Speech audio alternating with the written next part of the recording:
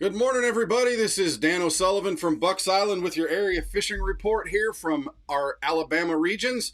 We're going to check in with our pro staffers and friends, Lee Pitts, Tom Ott, Josh Herron, and Gentry Gordy. We're going to talk Weiss Lake, Neely Henry. We're going to talk Guntersville. We're going to talk Logan Martin and Lay Lake, and then, of course, Lake Martin and Jordan Lake, where Gentry's getting ready for the Alabama Bass Trail. We'll be right back, and hopefully these guys can give you something that'll put a few more fish in your boat. Good morning, everyone. This is Dan O'Sullivan with your Bucks Island Area Fishing Report for Saturday, October the 22nd, presented by Mercury.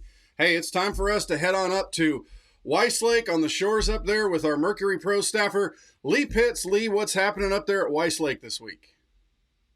Well, things are looking up a little bit. You know, we've had some cooler weather this week, which once again, we've dealt with a little bit of wind, but the fishing's picking up, especially starting with the crappie end of it. We're seeing more fish on the graph. The fish we're catching are good fish. I'm still staying out there deep, staying around some of the cover out there and more just a vertical approach, dropping minnows down, just slowing down.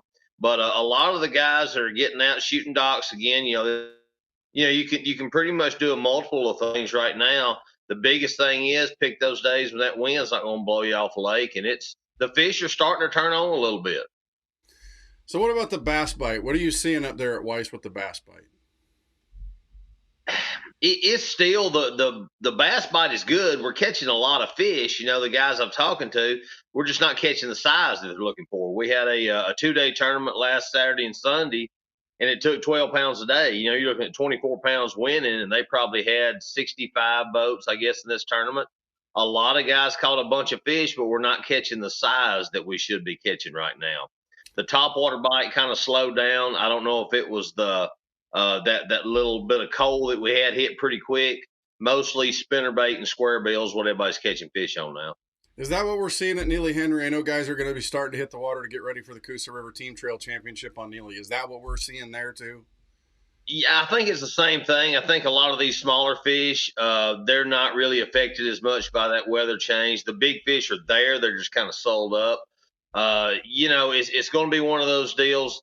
The more that this kind of continues and it gets all situated, I think the stringers are going to start getting heavier. I think the bigger fish are going to turn on. It's just, are they going to do it, in the next few days? So I think you can go catch a lot of fish. You can have a good time. But a lot of these guys are telling me they're not size that we should be catching right now. Well, and I know right now that the crappie bite is pretty much the same. Shoot a few docks, maybe look with some live bait offshore until those fish really start to move into the shallows as this weather cools off a little bit more going into winter. Hey, Lee, thanks so much for spending the time with us on our Bucks Island Mercury Fishing Report. For Neely Henry and Weiss Lake, we'll talk to you again next week, buddy. All right, guys. See y'all next week. Good morning, everyone. This is Dan O'Sullivan with your Bucks Island Area Fishing Report for Saturday, October the 22nd, presented by Mercury. Hey, we're joined by Gentry Gordy, our pro staffer from down there in the south end of the state. He's out there on Jordan Lake getting ready for the Alabama Bass Trail Championship this weekend. Gentry, let's start with Jordan Lake. What are you finding out there? Without getting too specific, we don't want to give anybody too much information to beat you with. I don't have too much information to give them, to be honest with you. I was listening to Lee talk about, up there on the north end of the Coosa, and it's a lot the same down here, Dano. I don't know. I think this cold snap has, your better fish were coming off deeper places, your shaky heads and your Carolina rigs. I think it's got them in a transition, and they're hard to find. I mean, I can't find them deep. I can't find them shallow. Now, your smaller fish, they're grouped up around the shad. If you can find a little breeze or something that's pushing them up on a bank or on a grass line, you can go over and you can have a ball. If you just want to catch fish, you can find the shad, but they're not big. They're pound and a quarter. I haven't seen the quality up shallow yet. I think they're in that transition from deep to shallow with this cooler weather setting in. The water's still pretty warm up here on Jordan. Sounds like what I'd be doing is burning a lot of fuel through my Mercury looking for something I could find. Let's turn our attention to Lake Martin. Tell me what's going on down there on that lake. Martin, it's similar, but a lot of good fish. if you can find some rock on the main lake, not necessarily your bluff walls, but your long tapered points with some rock on it. Actually, my dad was down there yesterday and said he pulled up on one place and caught 22 fish. Oh, wow. And he, from a pound to 2.5 pounds. So at Martin, I think you still got a good quality of fish out deep. And a lot's the same with them following the bait. They're pound a quarter. Some of them's 10 inches, So if you want to have fun and catch a lot of fish, you can find the bait. If you're trying to find the quality on Martin, I think you're going to still have to look deep on your main lake places. Well, either that or just put a square bill or spinnerbait in your hand and get on a wind-blown point and hope for a big one. Hey, Gentry, we know you're busy. You're getting ready for your championship. Thanks for spending the time with us on our Bucks Island Mercury Fishing Report for this week, and we'll talk to you again soon. Good luck this weekend and bring a trophy home. Thanks, guys. We'll do it. Good morning, everyone. This is Dan O'Sullivan with your Bucks Island Area Fishing Report for Saturday, October the 22nd, presented by Mercury. Hey, things are getting a little bit colder, and we're going to join Tom Ott. Tom, what's happening up there now that the mercury's dipped a little bit and the temperatures are starting to cool down? Well, I'm not wearing shorts anymore and wearing a hoodie. No, Dano, the fishing hasn't really changed that much yet. It's definitely coming. I mean, this cold snap, a lot cooler mornings that we're getting is, kind of move the fish around a good bit. It seems to me like a little bit tougher to catch a lot of fish, but the bigger fish are coming on. There was a 9.3 caught in the big bass last week. So the punching bite's really been putting those bigger fish into the boat, but I'm still out there chasing a lot of those fish on the edges of the grass, whether it be on the ledges or back in some of the deeper creeks. But those fish are definitely following the bait fish. Buzz bait's a great, a really great bait early in the morning. As the day progresses, kind of seeing more of that A-rig bite, more of the swim bait bite starting to pick up a little bit. Still not seeing a lot of the bigger fish, but 2-pound class, 2-3 pound classes, it's a lot of fun. And I just expect it to get better. We're not far from the flat side kind of bite that is really hot over the wintertime. Rattle traps are going to come on and play here soon. So, it's just it's Guntersville in the fall, but or winter, I guess is what some people would call it, but it's fall.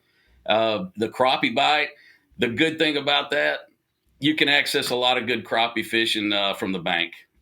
These causeways, bridge crossings, things like that. The crappie are really moving in there hard.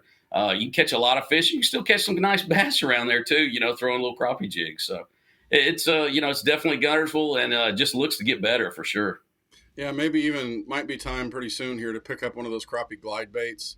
Those brims shaped with a crappie paint job on there around those causeways. That might put a big one in the boat. I know Delano caught that fish, that 9-something to win the big bass tournament. Was that a flipping fish?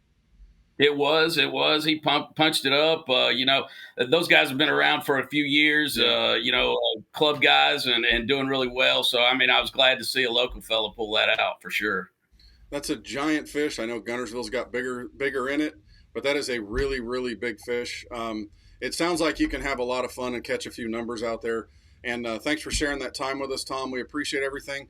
And we will look forward to seeing you next week on our Bucks Island Mercury Area Fishing Report. Absolutely, guys. Tight lines. Be safe out there.